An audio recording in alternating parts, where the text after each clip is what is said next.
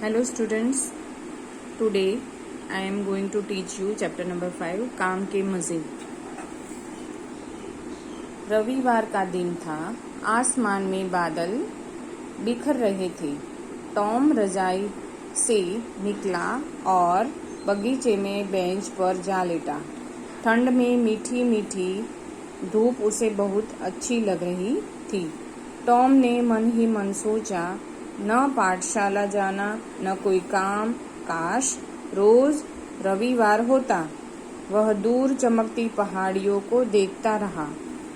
तभी poly aunty ने पुकारा, टॉम 10 बज रहे हैं और अब तक तुम्हारी नींद पूरी नहीं हुई। उठो, तुम्हें बगीचे की 4 दीवारी पर पुताई करनी है। बचपन से ही टॉम पॉली आंटी के पास रहता था। पॉली आंटी अनुशासन प्रिय महिला थी। वे समय की बड़ी पाबंद थी। रविवार हो या सोमवार, वे अधिक काम थोड़ा आराम में विश्वास रखती थी।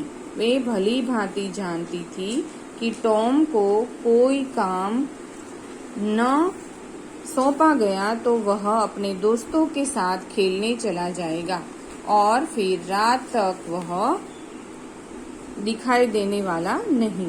पॉली आंटी भीतर से सफेदी का डिब्बा और ब्रश लेकर आई और बोली, टॉम उठो, जल्दी पुताई शुरू करनी है।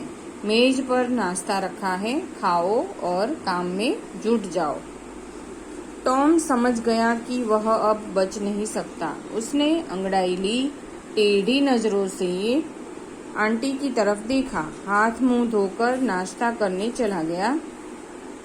टॉम ने बगीचे की 9 फुट ऊंची दीवार को देखा। दीवार दूर तक थी। आज तो पूरा दिन बर्बाद हो जाएगा। वह बुड़बुड़ाया और बेमन से सफेदी करने लगा। तभी घर का नौकर जिम बाल्टी लिए बाहर आया। वह बाहर के नल से पानी लेने जा रहा था। टॉम को पानी ढोना भी बहुत बुरा लगता था। इतनी ऊंची लंबी 4 दीवारी पोतने से तो पानी लाना ही अच्छा है। टॉम ने सोचा, जिम मैं पानी ले आता हूँ, तुम मेरा काम कर दो। टॉम ब्रश रखते हुए बोला। जिम अपनी मालकिन के गुस्से से परिचित था। वह बोला, नहीं नहीं, मैं खुद ही पानी ले आऊंगा। टॉम की तरकीब काम न आई। टॉम ने सोचा, अभी सारे लड़के खेलने के लिए बाहर आएंगे। वे यही खेलेंगे और मेरा मजाक उड़ाएंगे। तभी उसने दूर से आते अपने मित्र बेन रोजर को देखा। अचानक टॉम को एक तरकीब सूझी। वह गीत गाते गाते काम में जुट गया। बेन रोजर बड़ा सा लाल सेब खाते हुए आ रहा था। टॉम को देखकर वह हंसा और बोला, मैं तो नदी पर तैरने जा रहा हूँ। लगता है तुम तो नहीं जा पाओगे। टॉम ने उसकी बात अनसुनी कर दी और तेज आवाज में गाता रहा। बेन ने सोचा, शायद टॉम ने मेरी बात नहीं सुनी। वह जोर से बोला, टॉम तुम तो आज काम करोगे, खेलोगे नहीं, है ना? टॉम ने सोचा, यह सही मौका है। वह मुड़ा और बोला, बेन तुम कब आए? मुझे तो इतना मजा आ रहा है कि तुम्हारे आने का पता ही नहीं चला। हाँ, तो तुम क्या कह रहे थे? टॉम ने ये पूछा। नहीं, कुछ खास नहीं, तुम अपना काम करो, बेन रोजर ने कहा। अरे यह भी कोई काम है यार, इससे तो मजा कहो मजा। भला कितने लड़कों को मौका मिलता है ब्रश से पुताई करने का। इतना कहकर टॉम गाते हुए फिर पुताई करने लगा। हाँ, शायद तुम ठीक कह रहे हो, बेन बोला। यार मुझे भी एक बार पुताई करने दो, बदले में मैं तुम्हें आधा सेब दूंगा। बस आधा? मैं तो पूरा लेकर भी तुम्हें पुताई न करने दूं। भला मैं अपना मजा कैसे खराब करूं? टॉम ने अकड़ते हुए कहा। बस एक बार यार, बेन रोजर बोला। टॉम ने सिर हिलाकर इनकार कर दिया। अब तक बेन रोजर की इच्छा जाग चुकी थी। वह बोला, अच्छा पूरा सेब ले लेना, है ना। टॉम अवसर चूकना नहीं चाहता था। सेब लेते हुए वह बोला, चलो, पर थोड़ी देर ही पोतने दूंगा। यह लो ब्रश। टॉम बैठकर सेब खाने लगा। बेन रोजर खुशी खुशी दीवार पोतने लगा।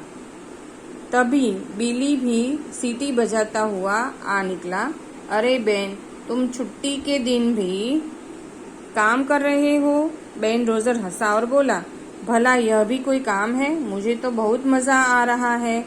सच, पुताई करना कितना अच्छा लगता है।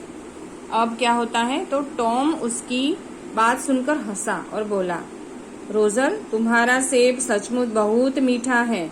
बिली ने जेब में हाथ डाला और 2 कंचे निकाल कर टॉम को देते हुए बोला, चलो, मैं भी थोड़ी पुताई करके देखता हूँ। अभी रुको। रोजर बीच में ही बोला, नहीं भाई, अब मैं खुद करूँगा। टॉम बोला। बिली के बार बार आग्रह करने पर टॉम ने कंचे लिए और उसने बिली को पुताई करने दी। धीरे धीरे कुछ और बच्चे भी वहां पहुंचे। किसी ने टॉम को गेंद दी, किसी ने कोई खिलौना, तो किसी ने कंचे। सब बच्चे एक एक कर पुताई करते रहे। टॉम कभी पेड़ की छाया में लेटता, कभी धूप सेकता रहा और कई लड़कों ने उसे पुताई के बदले टॉफी भी दी। शाम होते होते दीवार पर 3 बार पुताई हो चुकी थी। यहाँ टॉम के पास ढेर सारी चीजें जमा हो चुकी थी जो उसके दोस्तों ने उसको दी। उन्होंने उसको टॉम को ऐसे अनजाने में ही हेल्प कर दी। सबने पुताई की और उसके बदले टॉम को बहुत सारी चीजें, बहुत सारे खिलौने, टॉफीज वगैरह दिया। देखो इस पिक्चर में है।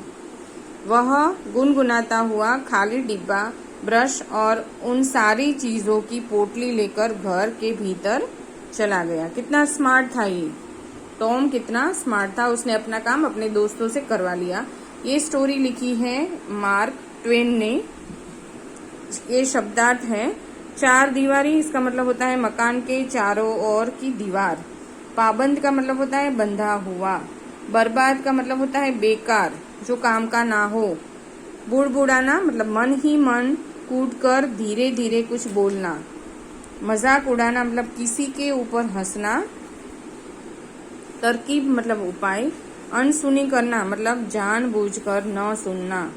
कंचा मतलब खेलने की कांच की गोली। अनुशासन प्रिय मतलब जिसे नियम के अनुसार काम करना पसंद हो और कराना भी पसंद हो। ठीक है, तो ये थे शब्दार्थ। ये था चैप्टर नंबर 5, काम के मजे।